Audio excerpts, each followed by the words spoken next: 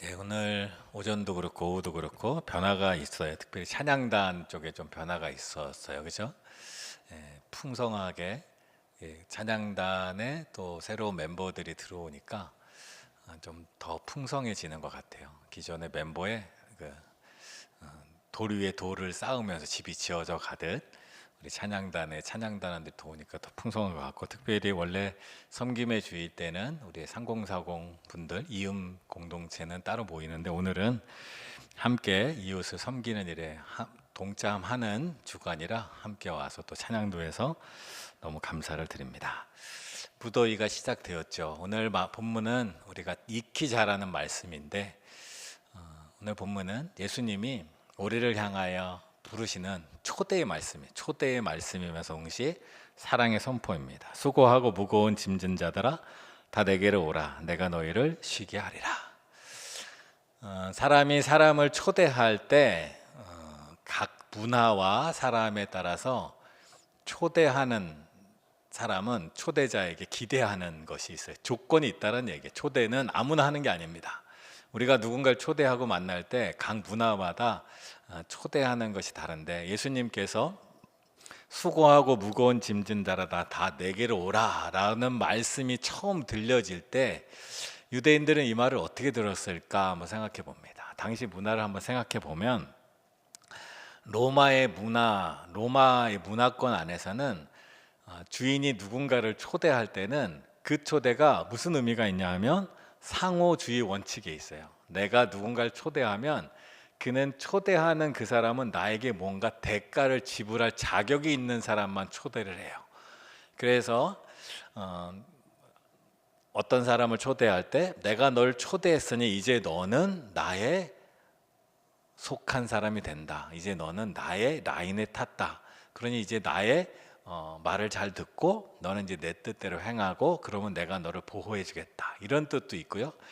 또 어떤 사람과 일종의 거래 관계, 서로에게 뭔가 줄 수 있는 것이 있을 때 그 조건이 되는 사람만 초대를 하는 거예요. 유대인들이 만약 누군가를 초대한다면 성경을 기초해서 보면 그 사람이 내 집에 초대받을 자격이 있는가, 그는 정결한 사람인가, 율법을 잘 지키는가, 아니면 성전에 헌물을 할 정도로 재정적으로 넉넉한가, 요것을 봅니다. 그래서 예수님을 향하여 왜 죄인들을 자꾸 초대해서 같이 식사를 하고 죄인이라고 불리는 사람들과 같이 하는가? 유대의 초대 관습에 의하면 맞지 않는 초대를 하기 때문에 유대인들이 굉장히 불편해했다라는 거예요. 근데 오늘 예수님은 우리에게 어떤 사람을 초대하는가? 수고하고 무거운 짐진 자들이라는 조건을 걸었어요. 예수님이 수고하고 무거운 짐진 자들아 다 나에게 오라, 내가 너희를 초대한다, 그런 거예요. 수고하고 무거운 짐진 자들이란 어떤 사람들일까? 원어적으로 보면 수고한다라는 뜻은 스스로의 힘으로 탈진할 때까지 최선을 다한다라는 뜻을 갖고 있어요. 그리고 무거운 짐이라는 것은 세상과 환경, 가정이 나에게 주어진 짐을 진다. 책임감 있게 나의 삶을, 또 나의 가정을, 또 내가 이 사회에서, 내가 이 교회에서 맡겨진 일을 지고서 최선을 다하고 있는 사람들, 삶의 의미를 찾고 삶을 아름답게 지어가기 위하여 최선을 다하는 사람들을 예수님께서 초대하고 있다는 거예요. 그죠? 살면서 피곤한 사람들 오세요, 이런 초대가 아니에요. 삶을 제대로 살아보고 싶은 사람들, 애쓰는 사람들, 나에게 주어진 한평생의 인생을 하나님의 말씀 안에서, 뜻 안에서 제대로 살고자 하고 애쓰는 사람들. 그런데 문제는 내가 살아가는 길이 맞는가? 소가, 원래 이스라엘의 소들은 두 마리 소가 한 쌍에 되어서 길을 가야 되는데 혼자서 그 일을 헤쳐나가고자, 맡겨진 짐을 헤쳐나가고자 키를 쓰고 애를 쓰다 보니까 뒤돌아보면 밭이 일직선이 안 되고 막 갈지자로 휘어 있는 거예요. 애쓰고 힘쓰니까.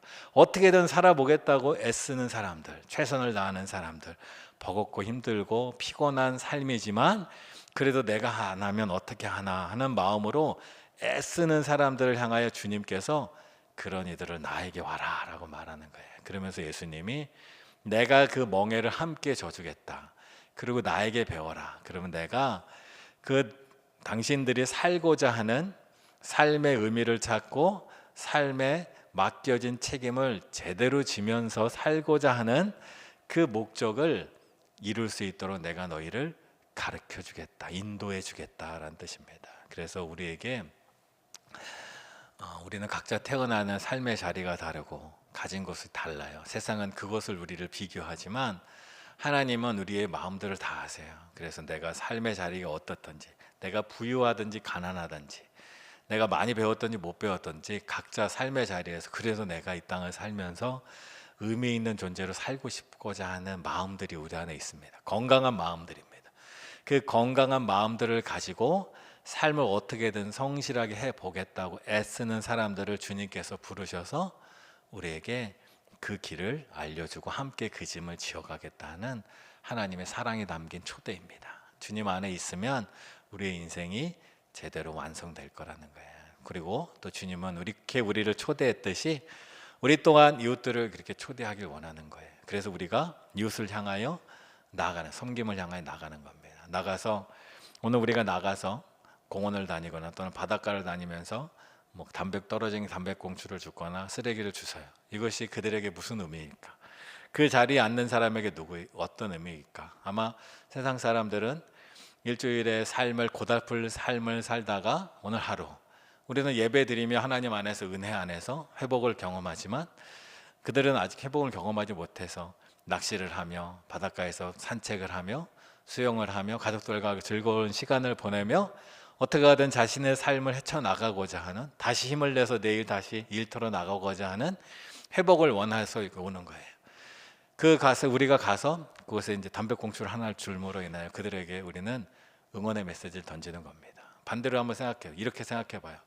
우리가 가서 담배꽁초를 주어서 깨끗해져 있는 벤치에 앉아서 쉬는 사람은 이것이 원래 깨끗한 곳이라고 생각할 수 있어요. 근데 만약 우리가 그곳에 가서 쓰레기를 줍지 않으면 담배꽁초가 떨어진 곳에 그는 쉼을 할 수가 있어요. 그러면